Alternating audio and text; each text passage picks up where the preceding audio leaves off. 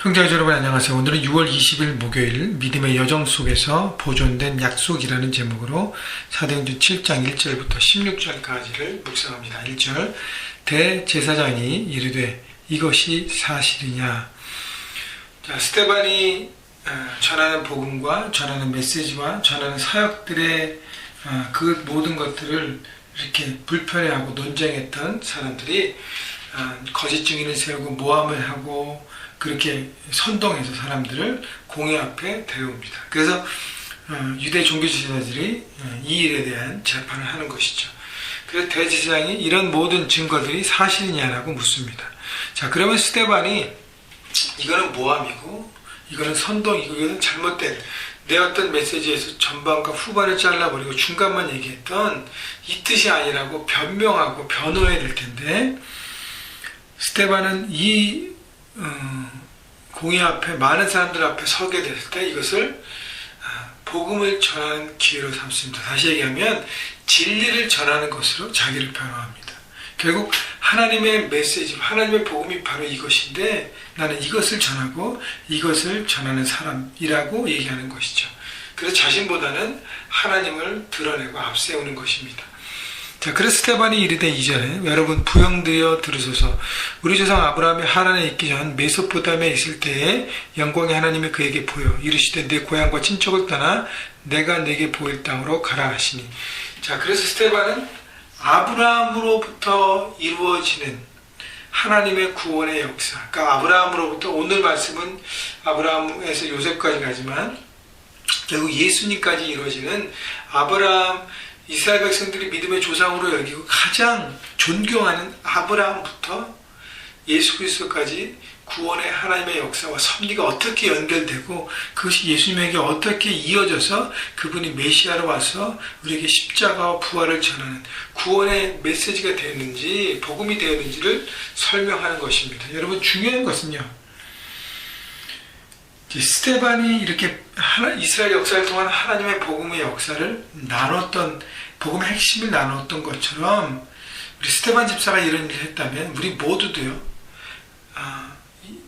많은 사람들이 우리에게 예수님에 대해서, 복음에 대해서 물어볼 때 온전하게 대답할 수 있고 진리를 나눌 수 있는 무장, 말씀의 지혜와 지식에 대한 무장이 되어야 된다는 것입니다. 그래서 복음을 전할 항상 준비가 되어 있고 진리와 그 복음에 대해 체계적인 훈련이 되어 있어서 그 복음을 나누고 복음을 전하는 하나님의 전도자들이 되어야 될 것입니다. 그래서 여러분, 매일매일 말씀 묵상하면서 하나님의 기준으로 이것이 무엇인가, 복음의 기준으로 이것이 어떤 메시지인가를 날마다 생각하시고 상고하시고 여러분 삶 가운데 적용하시면서 생생하게 여러분 삶으로부터 나오는 복음을 전하는 여러분 모두가 되기를 바랍니다. 자, 구원의 입장에서 이제 여러 가지 내용들을 볼 텐데, 지금 읽었던 그 아브라함을 부르신 하나님을 볼 때 구원도 하나님의 일방적인 부르심에서 출발합니다. 하나님 우리를 부르셔서 그 부르심을 우리가 응답하고 움직일 때 그 구원이 이루어지는 것입니다. 자, 그래서 내 고향 친척 내가 내게 보일 땅으로 가라 하시니, 4절 아브라함이 갈대아 사람의 땅을 떠나 하란에 거하다가 그의 아버지가 죽음에 하나님은 그를 거기서 너희 지금 사는 이 땅으로 옮기셨느니라. 그 땅을 떠났습니다. 또 하나의 메시지는 구원은 과거의 삶에서 떠나는 것입니다. 그리고 하나님께서 인도하신 새로운 삶을 추구하면서 새로운 삶의 방향과 새로운 삶의 기준으로 살아가는 것입니다. 그래서 구원받은 하나님의 자녀는 과거 삶에 과감하게 떠나야 돼요. 아직도 거기에 묶여서 있다면 아브라함의 입장에서 보면 아직도 갈대 우리에 있는 삶인 것입니다. 약속의 땅 이스라엘에서 살아가지 못하는 삶인 것이죠.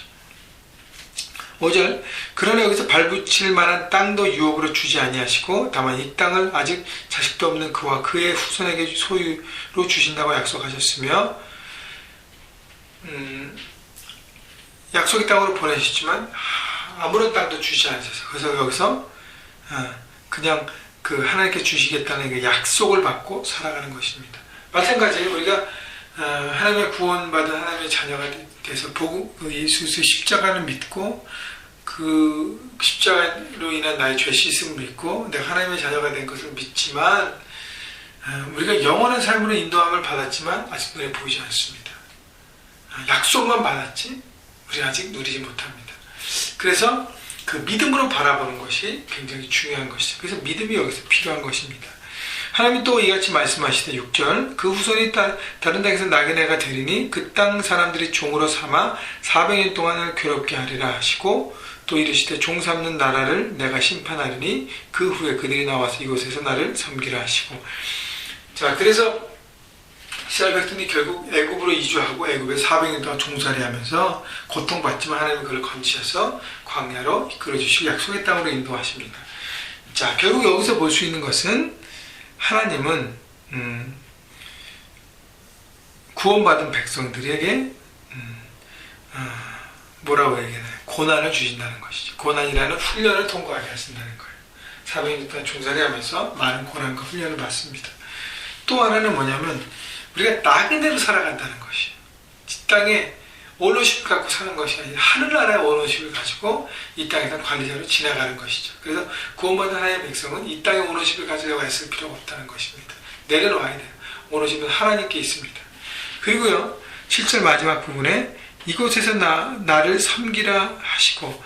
자, 구원받은 백성은 예배자로 세워진다는 것입니다. 이스라엘 백성들이 애굽에서 종살이 하면서 그냥 고생하다가 출애굽하면서 하나님께서 출애굽해서 그 200만의 백성을 광야로 이끄신 출애굽하신 가장 큰 목적은 그들을 예배자로 하나님을 섬기는 예배자로 세우게 하는 것입니다. 그래서 구원받는 하나님의 백성이라면 우리가 예배자가 되어야 하는 것이죠.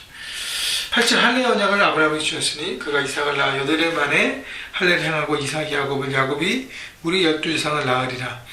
9절 여러 조상이 요셉을 시기하여 애굽에 팔았더니 하나님이 그와 함께 계셔 그 모든 환난에서 건져내사 애굽 왕 바로 앞에서 은총과 지혜를 주심에 바로가 그를 애굽과 자기 온 집의 통치자로 세웠느니라.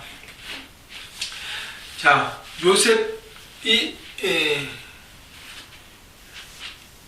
요셉이 형들의 시기를 받고 애굽에 팔렸습니다. 자, 그리고 많은 고난을 받아요. 보디발의 집에서 또 감옥에서.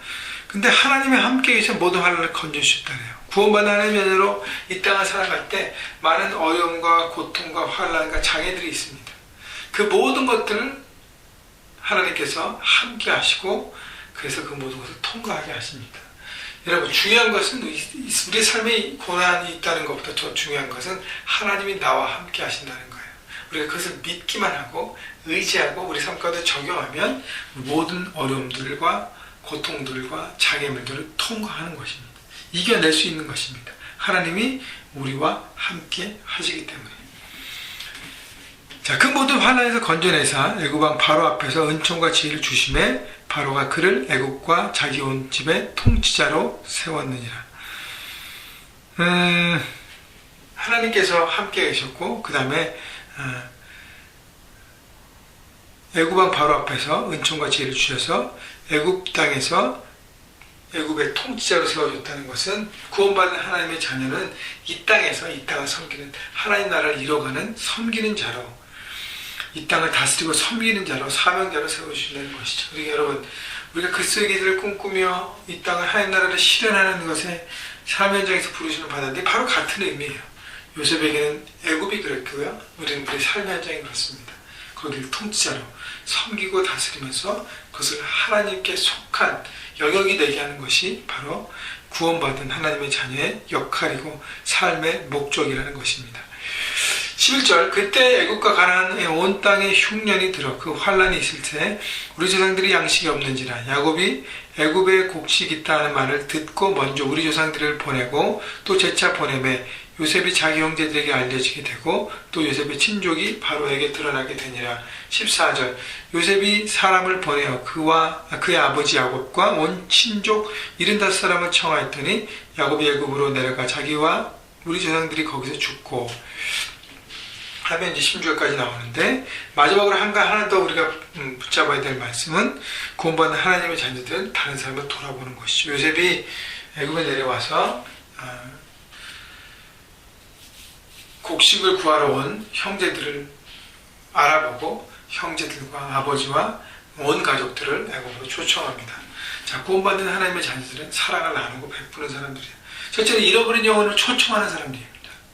잃어버린 영혼을 초청해서 하나님의 가족이 되게 하고 형제자매들을 돌아보고 세우는 사람인 것입니다. 여러분, 이런 구원의 이스라엘 역사를 통해서 볼 때 구원받는 자녀를 우리가 어떻게 될지, 스데반의 메시지를 통해서 과연 우리가 받은 구원이 그냥 우리의 지식으로만 머물지 않고 우리 막 가슴에 어떤 확신으로 머물지 않고 우리 삶 가운데 나타나기 위해서는 그분이 우리를 이끄시는 구원의 어떤 삶을 우리가 돌아보고 우리가 오늘 우리의 삶 가운데 적용해야 할 것입니다. 그래서 우리를 부르신 하나님, 우리에게 새로운 삶을 인도하신 하나님, 우리가 지금 영원한 삶을 살지 못하지만 믿음으로 그것을 바라보게 하시는 하나님, 예배자로 부르시는 하나님, 또 우리가 함께 하셔서 고난을 이기게 하시고 사명을 주시는 하나님, 또 형제자매들 돌아보고 함께 더불어 살아가게 하시는 하나님, 여러분 그것을 통해서 오늘 한 가지라도 적용하면서 구원받는 하나님의 자녀로 이 땅에서 하나님 나라를 이루어가는 여러분 모두가 되시기를, 성령 충만한 사람이 되시기를 주님의 이름으로 축복합니다.